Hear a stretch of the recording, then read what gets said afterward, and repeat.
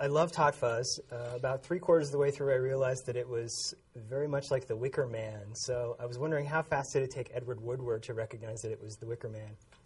And I think when he first read the script, he said that it had a whiff of the Wicker Man about it. Yeah. But I mean, the Wicker Man is like the classic kind of like creepy town film, and you know, that was definitely one of the inspirations. But I also like, I mean, a big inspiration on the film is things like Agatha Christie and like the Miss Marple, and the way that audiences perceive what idyllic rural England is like, you know, peaceful and verdant, and there's like sort of darkness, kind of like sort of you know, behind closed doors.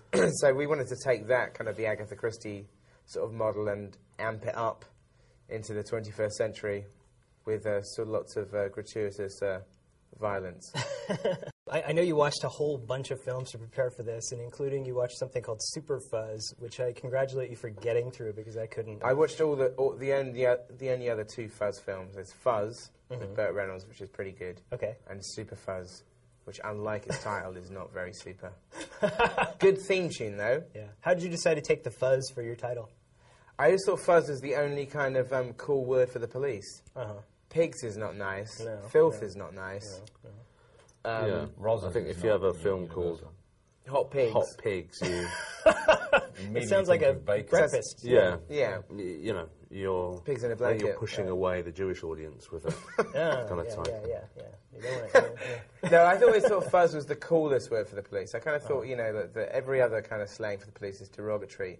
But if I was a policeman, I wouldn't mind being called the Fuzz. It sounds kind of cool. Okay. And it's an old American term as well. It's a New York term. Yeah, absolutely. Unlike most of the genre films, there tends to be a girl that comes in and sort of undoes the uptight hero.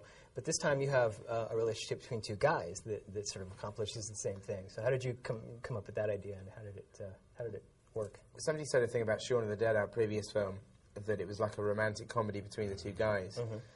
And I thought that was pretty true, and we thought it'd be fun to take that even further and kind of like make, you know, all buddy films are essentially have the same beats as romantic comedies, and the idea of like sort of, you know, kind of expanding on that without it ever becoming kind of like actually, you know, sort of without any kissing. Without any kissing, right. It goes as far as it can without kissing, but it's very much a sort of like the story of two men who have a platonic relationship. Yeah. But a very affectionate one. Yeah. And basically, at the heart of all those buddy films, Lethal Weapon, Point Break, Tango and Cash, Turner and Hooch. I love the fact you pulled Tango and Cash out of the bag. You know, there's always a kind of like, you know, it might be grudging at first, but eventually it's you know, passionate. Yeah, I was definitely Point Blank, definitely, because the Point girl Break is in there, but the real relationship. She even looks like Keanu Reeves. She's just like she's got a short black hair like Keanu Reeves. Yeah. In Lethal Weapon, Danny Glover is cradling a very wet Mel Gibson at the end, who's naked apart from his jeans, tight jeans, no belt, saying I got you. And oh my God, we've all been there. Yeah. After having a fight, after having a mano a mano on the lawn, know what I mean? With Boosie. I'm saying. Yeah. Gibson is all over Boosie in that movie. And then Point Break, Boosie doesn't look so good, so Reeves snubs him in favour of Swayze. It's no coincidence that Reeves if he'd only Boosie for Swayze. Well, he'd only asked for one meatball sandwich, maybe Reeves would have fancied him. But he didn't. But because he goes for two. I think interesting that Patrick Swayze... Boosie, really, doesn't it? it does. Patrick Swayze has ladies' hair, and Laurie Petty has kind of like, you know, boys' hair. Yeah. I think that's what it is. Keanu Reeves sort of thinks maybe there's something missing here. But you'll never quite get over the bond of surfing at night with another guy. Right. That's a lifelong bond, and that's something Boosie didn't share with Reeves. You can take that to the bank. You can take that to Boosie Bank. But seriously, who would go for Busey? I mean, that guy's... Mrs. Boosie? Probably, yeah. Senator Helen Boosie? Simon, you talked about playing your character who is almost a Vulcan because he's so sort of cool, sort of clamped up for the first 3/4 of the movie or 2/3 of the movie. So can you talk about how you got around that sort of emotionless?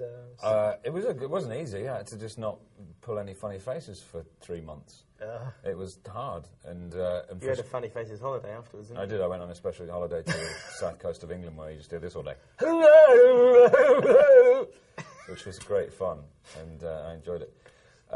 Mugging on sea. Yeah, the actual process of making the film was deeply challenging because I couldn't muck about. I had to be like the whole time. But we decided that when we were writing it. Angel had to be the sort of the serious centre of the film. So it's Nick that got to do all the clowning around and being a bit of a wally, didn't you, Nick? Okay, now that supermarket scene.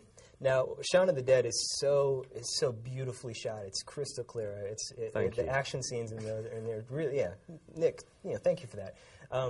Beautifully done. But the scenes in the supermarket in this have a little bit of chaos in them, a little bit of Michael Bay, a little bit of that sort of shaky, jumpy stuff. Did you do that on purpose to sort of? Yeah, absolutely. Like, action cinema has become particularly kind of like sort of intense at OTT in the last kind of 10 years, and both with like Tony Scott and Michael Bay, and it was a gift to be able to do that with this film, and and kind of bring that to kind of these rather mundane English settings, this kind of like incredibly amped up visual style. So I kind of enjoy doing that. So it kind of makes it a bit of a rush to watch. It's kind of in that sense, it's kind of different from Shaun, because Shaun had like these long tracking shots, and then this it's kind of like sort of like super fast. But I had a lot of fun doing that.